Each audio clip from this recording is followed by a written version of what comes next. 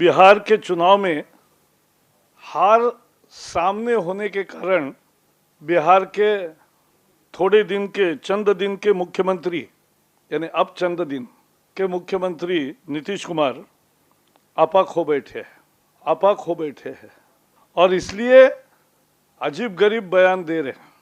उन्होंने कहा हम विकास के लिए प्रतिबद्ध है और बीजेपी जातिवाद करता है, यानी हद हो गई। उल्टा चोर कोतवाल को डांटे, ये पाखंडीपन का दूसरा नमूना है।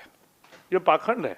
जिस महागठबंधन के नेता लालू है और लालू जी यादव कैसे मुझे नहीं वोट देगा ये कहते हैं उनके सामने, और पूरा जातिवाद ही जिनका परिचय है, उनके नेतृत्व में जो महागठबंधन चल रहा है वो भला जातिवाद से दूर हो गया। और हम जो विकास के पर्यायवाची है देश भर में, तो वो हमें जातिवाद की ये दे रहे हैं। 68 साल में आज जो महागठबंधन है, कांग्रेस, लालू प्रसाद यादव और नीतीश कुमार, इनके जो अभी आज का महागठबंधन है उसी का 60 साल राज्य रहा है बिहार में, और पूरा जातिवाद लालू जी ने चरम पर ले पहुंचाया। और इस गठबंधन के नेता कौन, भले मुख्यमंत्री पद के कैंडिडेट नीतीश कुमार का नाम घोषित हुआ हो, लेकिन नेता लालू प्रसाद यादव है। उस समय पटना में जो रैली हुई उसमें तीसरे नंबर पर तो ये बोले नीतीश कुमार और अंत में लालू जी बोले। तो जो पूरा तरह से जातिवाद ही जिनके नस्ल में है और सभी राजनीति ही जातिवाद के आधार पर है, वो जातिवाद का लिए हमें दोष देंगे, बीजेपी को दोषी करार देंगे। ये इसीलिए मैंने कहा ये उल्टा चोर कोतवाल को डांटे है। और जो शुरू में मैंने कहा कि आपा खो बैठे, निराश हताश है, उन्होंने कल यहाँ एक कार्यक्रम में आए थे एक टीवी चैनल के, और वहाँ कहा अमित शाह जी की औकात क्या है।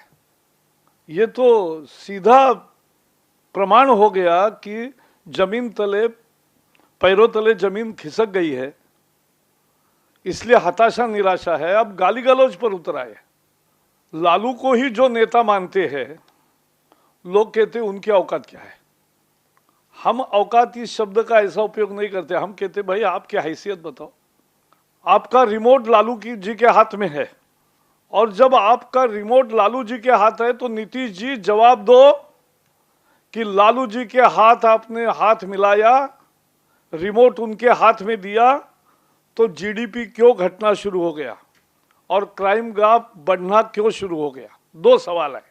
लालू जी के साथ गठबंधन के साथ ही क्राइम ग्राफ बिहार का बढ़ा और जीडीपी घटा। क्या जवाब है इसका? जब तक बीजेपी साथ था तब तक तो आपको सब ठीक था, और बिगड़ गया जब से आपने लिया, क्योंकि उन्होंने रिमोट कंट्रोल से काम करना शुरू कर दिया। नीतीश कुमार आज आरक्षण के बारे में भी फिर से वही बात बोल रहे हैं कि संघ प्रमुख ने ऐसा कहा। संघ प्रमुख ने क्या कहा ये संघ ने भी बताया, और बीजेपी का क्या कहना है ये हमने भी बताया, ऑफिशियल बताया। भारतीय जनता पार्टी आरक्षण की संवैधानिक व्यवस्था है, उसमें कोई बदलाव नहीं करना चाहता, लेकिन उसको और मजबूत करना चाहते।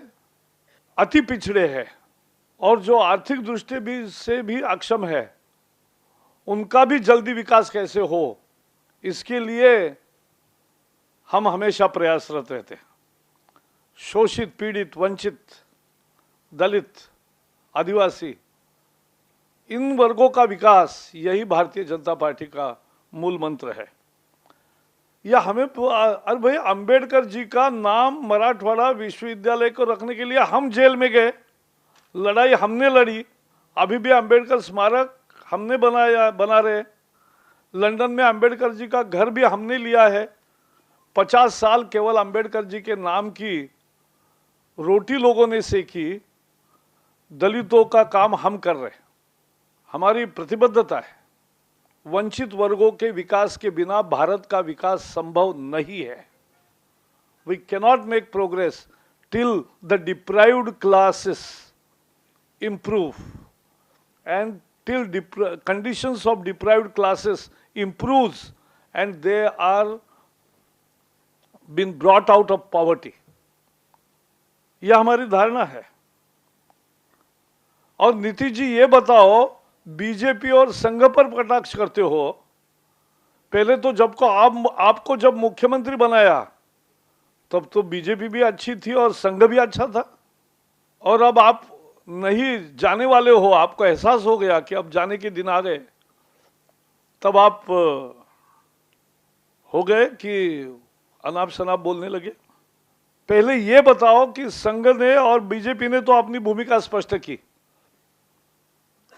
आप बताइए कि जितिन प्रसाद और मनीष तिवारी, कांग्रेस के दो प्रमुख पूर्व मंत्री, उन्होंने आरक्षण में बदलाव की वकालत की और उनको तो आपने भागीदार बनाया है, उस पर कोई टिप्पणी नहीं है. क्यों नहीं कांग्रेस को पूछते कि कांग्रेस की नीति क्या है? क्योंकि आपको कांग्रेस के 2-4% भी वोट है, उसकी भी आप जरूरत है. तो कांग्रेस के सामने घुटने टेकना है और संघ बीजेपी को सवाल करना है, यही आपका काम रहा है. अब उन्होंने कहा बीजेपी के लोग संघ के प्रचारक होते हैं. अरे तो आडवाणी जी ने आपको मुख्यमंत्री बनाया, वो तो संघ के प्रचारक ही है. तब अच्छे आडवाणी जी. ये आपका अपॉर्चुनिस्ट अवसरवादिता है. और एक झूठ जी, मैं आज एक्चुअली हम नहीं बात करते अगर एक व्यक्ति विशेष के एक भाषण की, लेकिन जब हमने महसूस किया कि ये अनाप शनाप भी बोल रहे हैं, अब झूठ भी बोल रहे हैं, यानी हद पार कर दी. अब बोल रहे हैं वो जो दावत पटना में हमारी राष्ट्रीय कार्य समिति में जो 2010 में दी थी, उन्होंने न्योता दिया था, बोले मैंने नहीं कैंसिल किया, बीजेपी ने कैंसिल किया. इससे ज्यादा बड़ा झूठ नहीं है.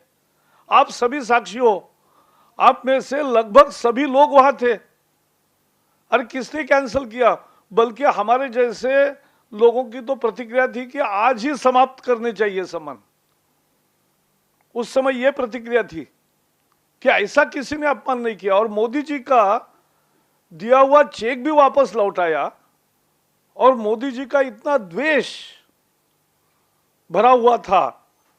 और इसलिए आपने ऐसा कभी कोई भारतीय संस्कृति में नहीं करता कि किसी को मेहमान करके बुलाते हैं और कैंसिल करते हैं, लेकिन आपने किया.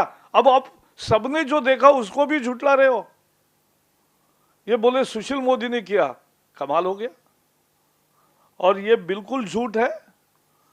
तो इसलिए जब सारी हदें पार करते हो तो आपका पर्दाफाश बीच बीच में करना पड़ेगा. आपके पैरों तले जमीन खिसक गई है, इसलिए आप निराश हताश होकर अब कुछ भी कह रहे हो.